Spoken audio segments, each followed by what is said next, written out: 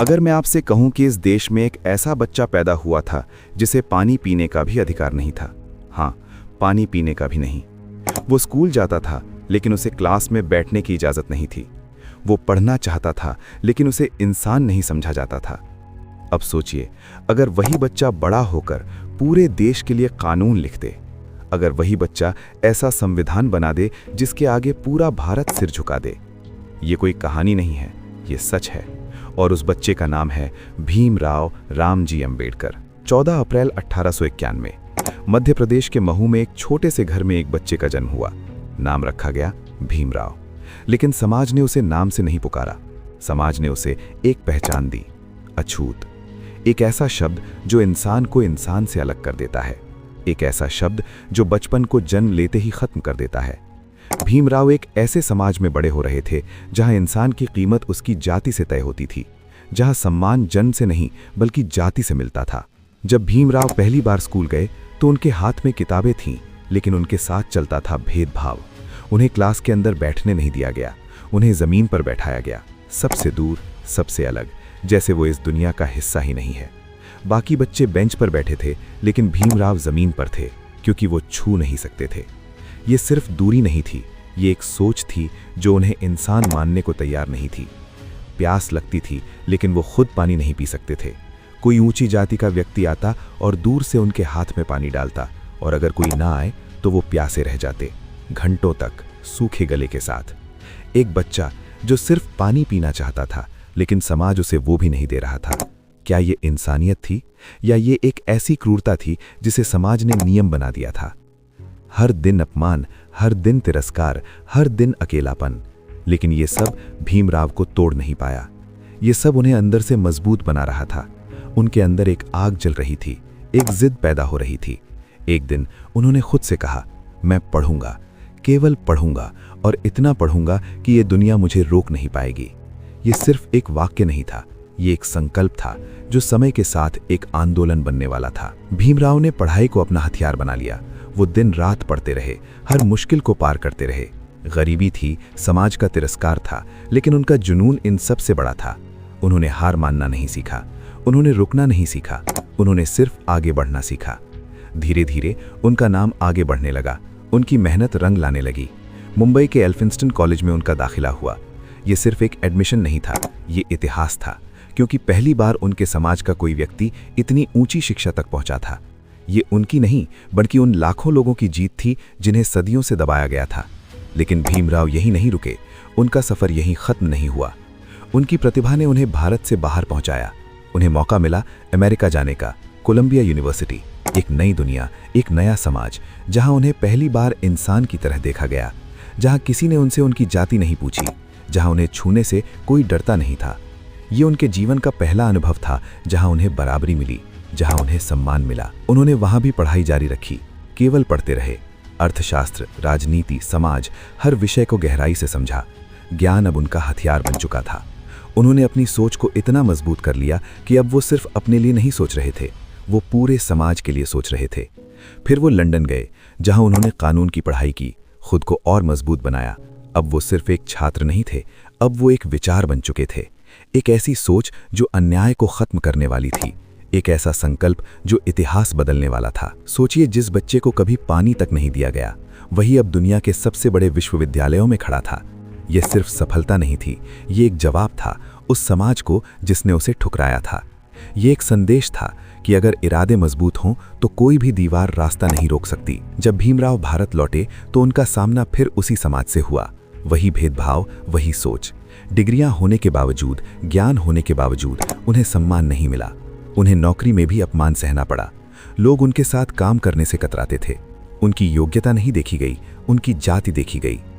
ये सब देखकर कोई भी टूट सकता था, लेकिन भीमराव नहीं टूटे। इस बार वो बदल चुके थे। इस बार उनके अंदर सिर्फ दर्द नहीं था, इस बार उनके अंदर आग थी। उन्होंने तय कर लिया, अब वो चुप नहीं रहेंगे।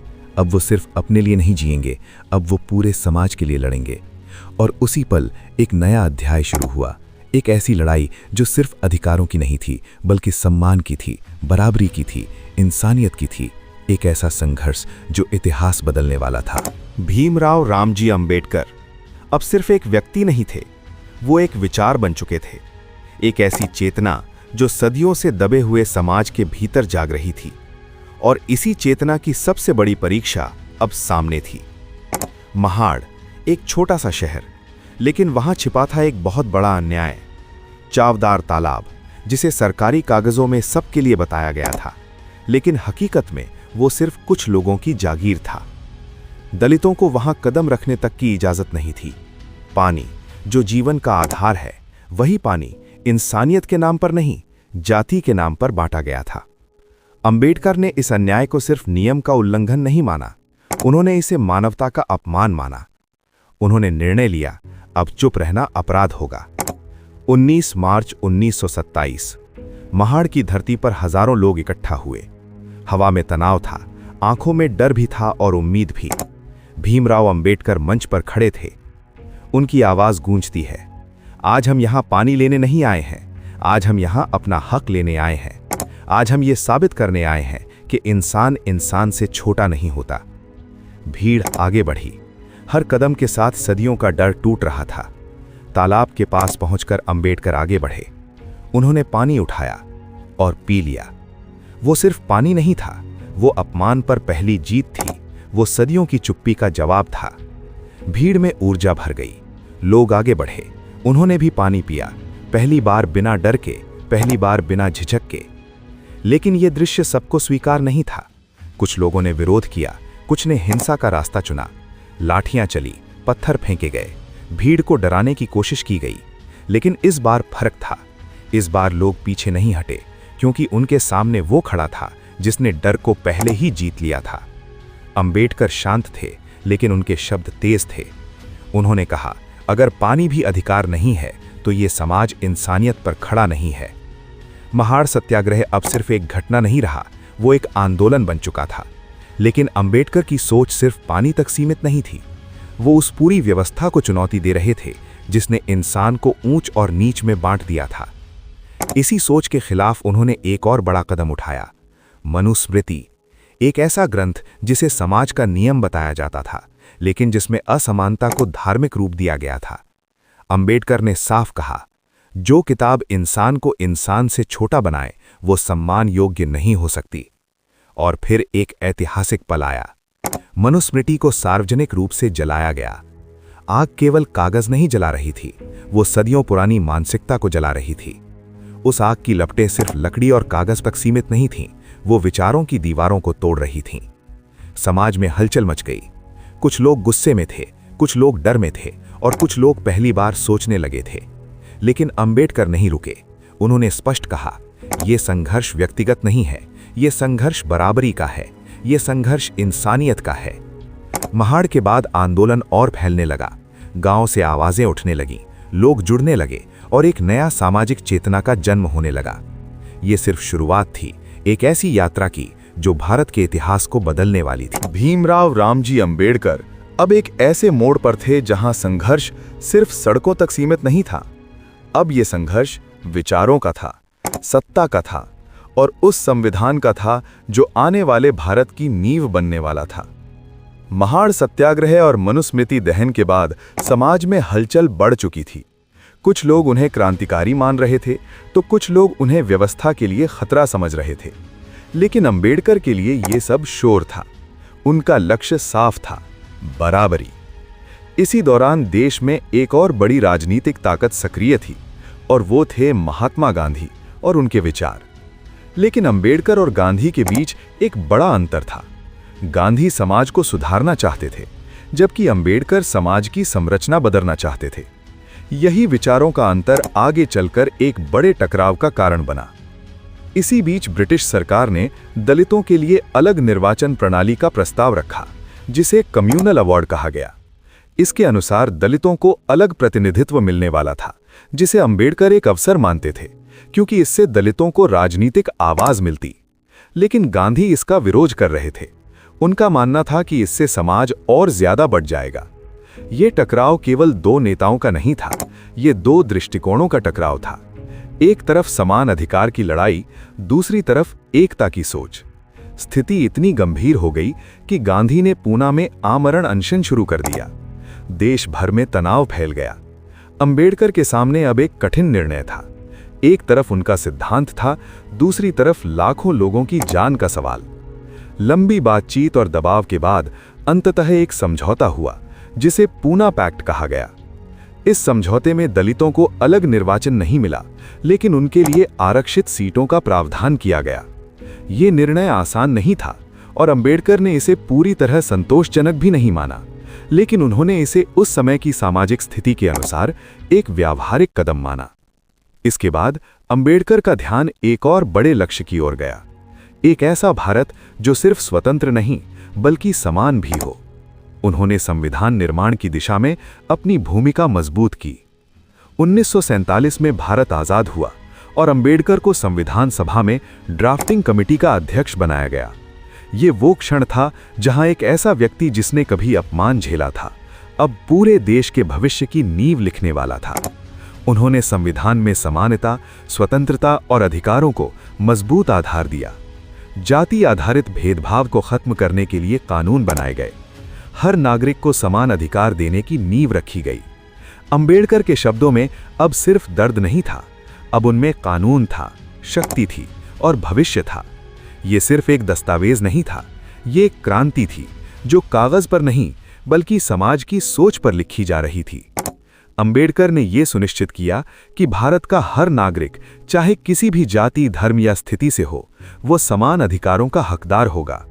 संविधान बनाकर उन्होंने अपने जीवन के सबसे बड़े उद्देश्य को आकार दिया, एक ऐसा भारत जहां इंसान इंसान के बराबर हो। भीमराव रामजी अंबेडकर अब उस मुकाम पर थे जहां उनका संघर्ष केवल आंदोलन तक सीमित नहीं था। अब वो इतिहास लिख रहे थे, कागजों पर नहीं बल्कि पूरे देश की नींव पर। भारत स्वतंत्र हो चुका था, लेकिन स्वतंत्रता अपने आप में समानता नहीं थी। समाज की जड़ों में अभी भी वही पुरानी सोच मौजूद थी, ऊंच नीच, भेदभाव और असमानता। इसी समय अंबेडकर को भारत के पहले कानून मंत्री के रूप में जिम्मेदारी दी गई। ये सिर्फ एक पद नहीं था, ये एक विश्वास था उस व्यक्ति पर जिसने जीवन भर कानून और अन्याय दोनों को करीब से देखा था। उनके सामने सबसे बड़ा कार्य था भारत का संविधान तैयार करना। संविधान सभा में बहसें चल रही थीं, अलग अलग विचार थे, अलग अलग दृष्टिकोण थे, लेकिन अंबेडकर का एक ही लक्ष्य था, हर नागरिक को बराबरी देना। वे बार बार कहते थे, अगर हम इस देश में वास्तविक स्वतंत्रता चाहते हैं तो हमें सामाजिक स्वतंत्रता देनी होगी। उनकी सोच साफ थी, राजनीतिक आज़ादी तभी सार्थक है जब सामाजिक भेदभाव खत्म हो। ड्राफ्टिंग कमेटी के अध्यक्ष के रूप में उन्होंने दिन रात काम किया, कानूनों को परखा, अधिकारों को लिखा और भविष्य की नींव तैयार की। संविधान में उन्होंने ऐसे प्रावधान जोड़े जो उस समय के लिए क्रांतिकारी थे। हर नागरिक को समानता का अधिकार, भेदभाव के खिलाफ सुरक्षा, अभिव्यक्ति की स्वतंत्रता और सबसे महत्वपूर्ण, जाति आधारित भेदभाव का अंत। ये सिर्फ शब्द नहीं थे, ये क्रांति थी जो कागज पर उतारी जा रही थी। लेकिन इस यात्रा के दौरान अंबेडकर अकेले भी महसूस कर रहे थे, क्योंकि कई लोग उनकी सोच को पूरी तरह समझ नहीं पा रहे थे। फिर भी उन्होंने हार नहीं मानी। वे जानते थे कि ये दस्तावेज आने वाली पीढ़ियों का भविष्य तय करेगा। 26 जनवरी 1950 को भारत का संविधान लागू हुआ। ये वो दिन था जब अंबेडकर का सपना एक वास्तविकता बन चुका था। जिस देश में कभी इंसान को इंसान नहीं माना जाता था, उसी देश ने अब समानता को अपना मूल अधिकार बना लिया था। संविधान लागू होने के बाद भी अंबेडकर शांत नहीं बैठे। उन्होंने देखा कि कानून बदलने से समाज तुरंत नहीं बदलता। उन्होंने कहा कि असली लड़ाई अभी बाकी है, क्योंकि मानसिकता अभी भी बदलनी है। वे लगातार समाज में जागरूकता फैलाते रहे, लेकिन उनके स्वास्थ्य पर लगातार असर पड़ रहा था। उनका शरीर थक चुका था, लेकिन उनका विचार अभी भी जीवित था। उनके जीवन का हर पल अब एक मिशन था, समानता का मिशन। भीमराव रामजी अंबेडकर अब उस मोड़ पर थे जहां उनका संघर्ष केवल कानून और संविधान तक सीमित नहीं रहा। अब यह संघर्ष उनके अपने भीतर भी चल रहा था। शरीर थक चुका था, लेकिन विचार अभी भी आग की तरह जल रहा था। संविधान बनने के बाद भी उन्होंने देखा कि कागज पर समानता लिख देना काफी नहीं है। समाज की मानसिकता अभी भी वही पुरानी जकड़न लिए हुए थी। जाति, भेदभाव और असमानता अब भी जिंदा थी। इसी दर्द ने उन्हें बार बार ये सोचने पर मजबूर किया कि क्या केवल कानून बदलने से समाज बदल सकता है या इसके लिए सोच बदलनी होगी। इसी दौरान उन्होंने राजनीति में सक्रिय भूमिका निभाई, लेकिन जल्द ही उन्हें ये एहसास हुआ कि सत्ता की राजनीति में उनके सिद्धांतों की जगह सीमित होती जा रही है। वे कानून मंत्री बने, लेकिन कई मुद्दों पर उन्हें अपेक्षित समर्थन नहीं मिला। उनके विचारों को धीरे धीरे किनारे किया जाने लगा। यही वो समय था जब उन्होंने अपने पद से इस्तीफा देने का निर्णय लिया। ये फैसला आसान नहीं था, क्योंकि ये सिर्फ एक पद छोड़ना नहीं था, ये एक सिस्टम से असहमति थी। उन्होंने कहा कि यदि समाज वास्तविक समानता नहीं चाहता तो केवल पदों पर रहकर परिवर्तन संभव नहीं है। उनका इस्तीफा एक झटका था, लेकिन ये भी एक संदेश था कि सिद्धांतों से समझौता नहीं किया जा सकता। इसके बाद उनका ध्यान और अधिक सामाजिक परिवर्तन की ओर गया।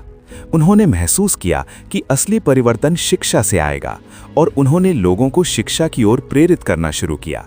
उनका संदेश साफ था, शिक्षित बनो, संगठित रहो और संघर्ष करो। इसी दौर में उनके जीवन में एक और बड़ा परिवर्तन आया। उन्होंने बौद्ध धर्म की ओर रुख किया। उन्होंने महसूस किया कि जिस धर्म में जन्म से ही असमानता हो, वहां से मुक्ति संभव नहीं। और फिर उन्होंने अपने जीवन का सबसे बड़ा निर्णय लिया। उन्होंने बौद्ध धर्म अपनाया। ये केवल धर्म परिवर्तन नहीं था, ये विचार परिवर्तन था।